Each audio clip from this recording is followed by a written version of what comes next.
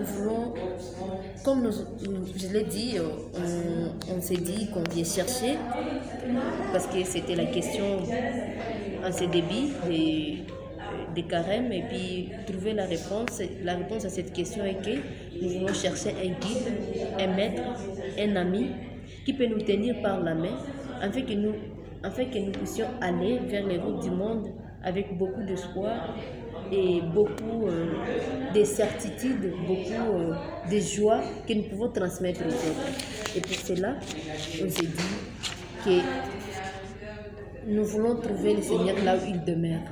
Et où est-ce qu'il demeure? Et dans l'évangile de Matthieu, chapitre 25, dans la parabole du jugement dernier, Jésus s'identifie aux pauvres. Il se dit qu'il était affamé, qu'il est là, le prisonnier.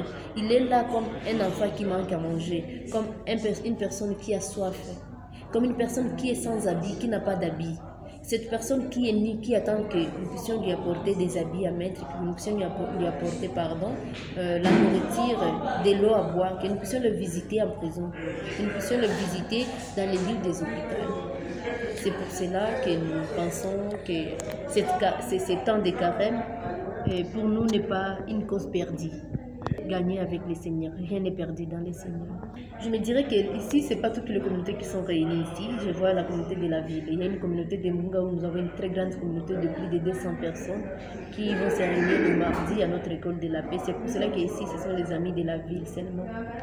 Et alors, quel est le message que vous avez lancé à tous les amis membres de la communauté Saint-Egidio? Le message est de dire à tous les amis que ces temps-ci de carême n'est plus le temps d'attendre. Ce n'est pas une routine, ce n'est pas une habitude, c'est un temps qui sort de l'ordinaire.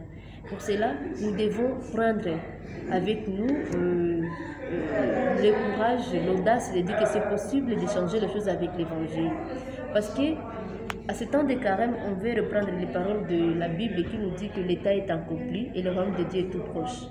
Et pour cela, nous ne devons plus attendre. Pourquoi attendre? C'est le moment de nous mettre au travail, sans reporter pour demain, sans faire des reports. Aujourd'hui, je n'ai pas le temps, mais le temps de nous dire que c'est le temps d'agir. Le temps d'agir, de nous mettre au travail, de dire que c'est possible, si nous croyons à l'évangile, avec foi, avec insistance, en parlant à un ami qui est le Seigneur, qui est Jésus-Christ. C'est possible de changer le monde, c'est possible de vivre la joie de la paix, de vivre ensemble.